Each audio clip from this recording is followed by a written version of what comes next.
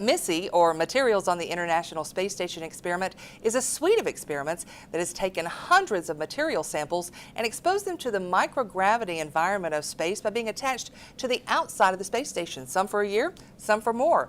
Richard Grugel is a materials scientist that had some samples fly on MISSE 8. Richard, tell us about MISSE 8 and the samples that you flew. Well, thank you, Lori. Yes, we were fortunate enough to have several samples flying on the MISSE. Primarily, we have these ionic liquid epoxy samples, and this is the one that was up on the space station for over 2 years, 2 months. We brought it back, and we found that there was no obvious cracking, no delamination. So it worked like you wanted it to? Yes, it stuck to the aluminum substrate, and best of all, it didn't lose any weight in that environment. Let's go back a minute and say, what are ionic liquids? Okay. Ionic liquids are a novel class of materials probably discovered 100 years ago. For instance, if you take table salt and melt it at 1400 degrees Fahrenheit, you end up with an inorganic ionic liquid. Ours are organic ionic liquids, so they're liquid at room temperature, and they have a number of interesting properties, two of which are that they have extremely low vapor pressures, meaning they won't evaporate, and the second one is that they will conduct electricity at room temperature, which can lead to a number of interesting applications. So all of the properties that it can extract, that's why you study it, right? Yeah, we found that it's well survived the space environment, but it has other interesting properties too. For instance, when we cool it down, it doesn't really shrink a whole lot, which means we can probably apply it to making carbon fiber composite tanks. And this would be an example of one here, where we have a aluminum liner, much like a fancy soda can, that we wrapped with our epoxy and the carbon fiber. It's a glue that holds this tank together. Yeah, and the strength is given by the fibers, but the epoxy holds it all together. So, and you can tell all that from that tiny little sample that well, that helped us there, but we're going to do some more testing. For instance, we're going to shortly put these into a liquid nitrogen environment, submerge them in there, and test them to failure. And we're hopefully that this will work nice. Here's one without a liner that we made. This is a section from it, and we've tossed these into liquid nitrogen, corrosive liquid oxygen, and very cold liquid hydrogen. And of course, the liquid hydrogen and the liquid oxygen are the fuels that power a lot of the rockets that we use.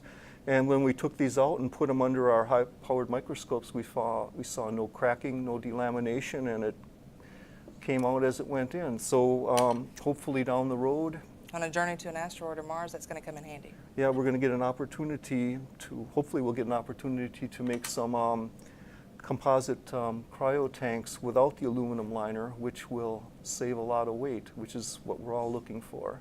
If we can just mitigate the micro-cracking and the leaking. All right, Richard, that's cool. So that's just one type of ionic liquid. I'm told there are several. Laurel Carr has been studying the uses of ionic liquids for 10 years or better, right, Laurel? That's tell right, us, Laura. Tell us, now that you have all this information from the MISSE research, what are you doing with it? All right. Well, the MISSE experiment demonstrated that the ionic liquids can be used in microgravity environment under very high vacuum conditions and with very large fluctuations in temperature. And so what we're doing here at Marshall Space Flight Center is we've used, you can make all sorts of ionic liquids. You can make them acidic, you can make them basic, you can use them as solvents, as cleaners, just all sorts of use, and ionic liquid of epoxies, of course. Right. But there's just all sorts of uses for them. Anything that you can do with a conventional chemical, you can usually do with an ionic liquid, and it's much more environmentally friendly. There's no vapor pressure, so there's no fumes. And it's done at a lower temperature, so it's very energy efficient. And it's recyclable, too. And it's recyclable, yes it is. So tell us some of the things, how you have used this to study. You have a meteorite there, I think? I do. This is a meteorite. It's an iron-nickel meteorite, and it's 92% iron, about 8% nickel. And we have used one that looks very similar to that and been able to extract iron and nickel from it and plate them out sequentially. This is the iron and nickel after it's been electroplated, all mixed together. But you could do it sequentially by varying the voltage. The nickel is plated here onto a copper electrode. This is a puck used in the Bosch reaction for separating, breaking down carbon dioxide into carbon and oxygen, and so that the astronauts can use that oxygen and the carbon can be taken off of the puck. What happens is during this process, this puck gets all covered with carbon and eventually it stops working. So if we use the acidic ionic liquid and take the iron off and get rid of the carbon and then replate another puck with the iron. So you don't have to take all the catalysts with you to replenish it. So you're saying if we have a toolbox full of ionic liquids and some electricity, then this is really going to help us as we journey to an asteroid or Mars. We can use a lot of things that are already there. That's correct. And you can use this to make water, or water has to already be there? The water has to already be there.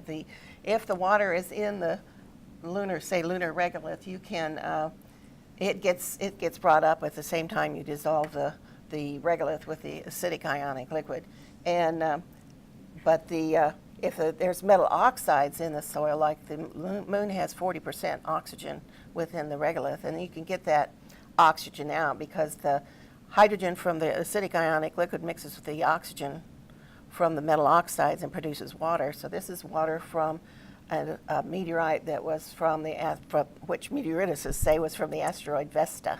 Is that really water? It's a drop of water. Yes, it's really water. we had quite a bit more of it, but we had to use it as to analyze it to make sure that it was only water in there, and it was. It's essentially a distillation process, so it's very pure. And if there were enough to drink, you could actually drink it. Wow, ionic liquids. Who knew there was ever so much to know about ionic liquids? I should have paid more attention in chemistry class.